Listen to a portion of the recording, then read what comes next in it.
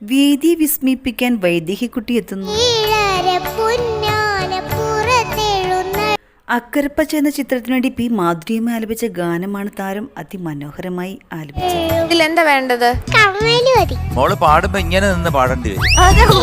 തുടർന്നും രസനിമിഷങ്ങളാണ് വേദിയിൽ അരങ്ങേറുന്നത്. ബിന്യാൻഡിയുടെ കമ്മല് തരാന്ന് വിചാരിച്ചാൽ അത് കയറി ഇരിക്കാം. നോക്കി ഇറങ്ങി നിന്ന് കുളിക്കുകയും ചെയ്യും.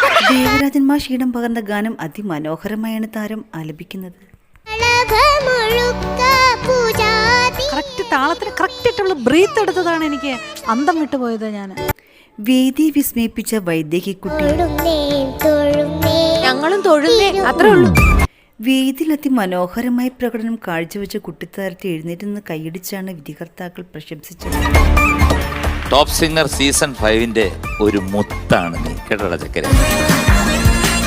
വേദിയിൽ അതിമനോഹര പ്രകടനവുമായി ദേവതീർത്തെത്തുന്നു. അന്നുകൊണ്ട് കയറി ഒരു 2 പാട്ട് പാടി കഴിയുമ്പോഴത്തേക്ക് അങ്ങ് സിന്ധു എന്ന ചിത്രത്തിനു വേണ്ടി കെ ജയേശുദാസ് ആലപിച്ച ഗാനം അതേ മനോഹാരിതയിലാണ് താരം ആലപിച്ചത്. വന്നപ്പോഴേ ഞാൻ നോട്ട വിട്ടു, നിന്നെ കണ്ടപ്പോഴേ ഞാനൊന്ന് ഉണർന്നു.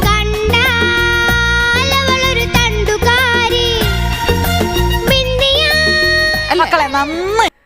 തുടർന്നും സീസൺ 5 വേദിയിൽ നർമ്മരസങ്ങളാണ് ഞങ്ങൾക്ക് ഇഷ്ടപ്പെട്ടു. പാട്ട് കഴിഞ്ഞ് ഞാൻ കാണിച്ചു തരാം. സ്പൈഡർമാനെയോ? അല്ലെങ്കിൽ ഞാൻ സ്പൈഡർമാനായിട്ട് അതാ മിക്കാറും നല്ല. പിന്നെ വേദിയിൽ ദേവതീർത്തിന്റെ ആഗ്രഹം സാധിച്ചു കൊടുത്തിരിക്കുകയാണ് MG സാർ.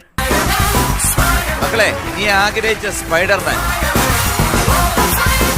ഇത്തവണ സീസൺ 5 വേദി പുതുമയാർന്ന നിമിഷങ്ങൾക്കാണ് സാക്ഷ്യം വഹിച്ചുകൊണ്ടിരിക്കുന്നത്.